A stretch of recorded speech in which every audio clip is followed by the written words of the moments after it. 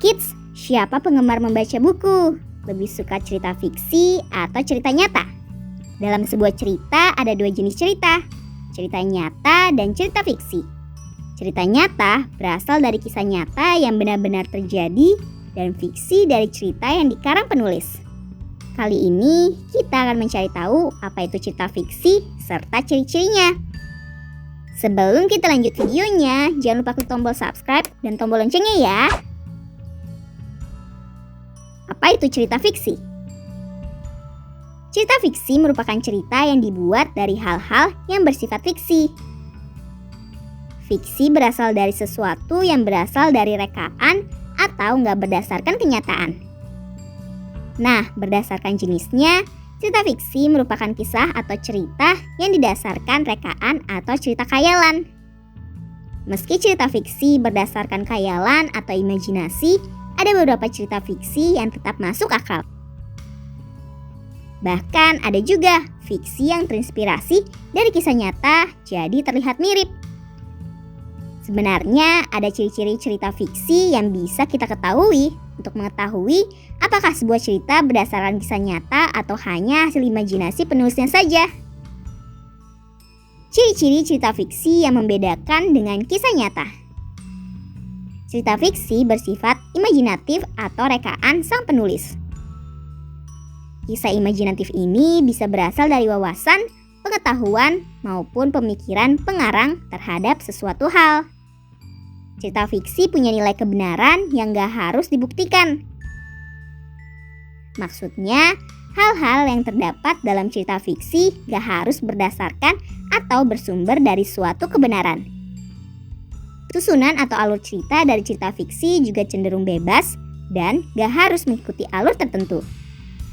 Hal ini membuat pengarang jadi punya kebebasan untuk menyusun atau membuat karangannya sendiri. Tujuan dari dibuatnya cerita fiksi kebanyakan untuk membangkitkan emosi pembacanya. Hal ini terlihat dari cerita yang terlihat berlebihan dan kadang gak masuk akal. Meski terkadang terlihat melebih-lebihkan, cerita fiksi juga bisa memberikan pesan moral bagi pembacanya. Agar pembaca merasa tergugah emosinya dengan membaca suatu cerita fiksi, maka bahasa yang digunakan kebanyakan bersifat konotatif.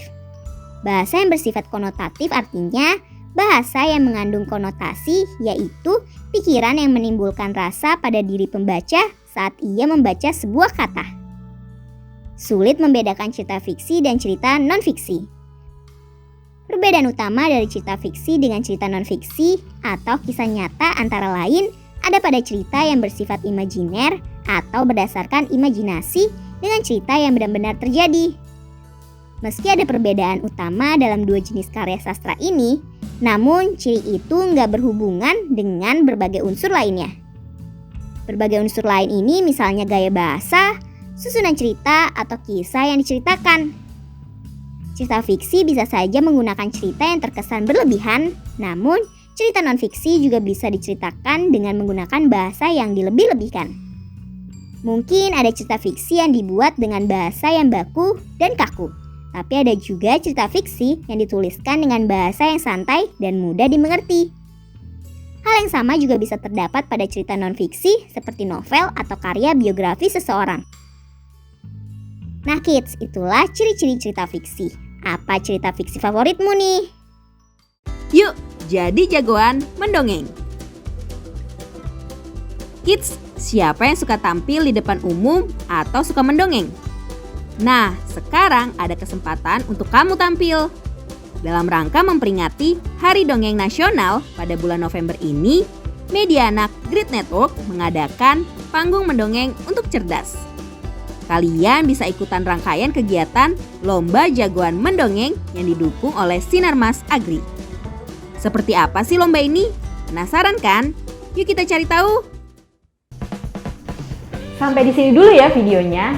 Jangan lupa like, komen, subscribe, dan share ke teman-teman lainnya ya kids. Bye-bye!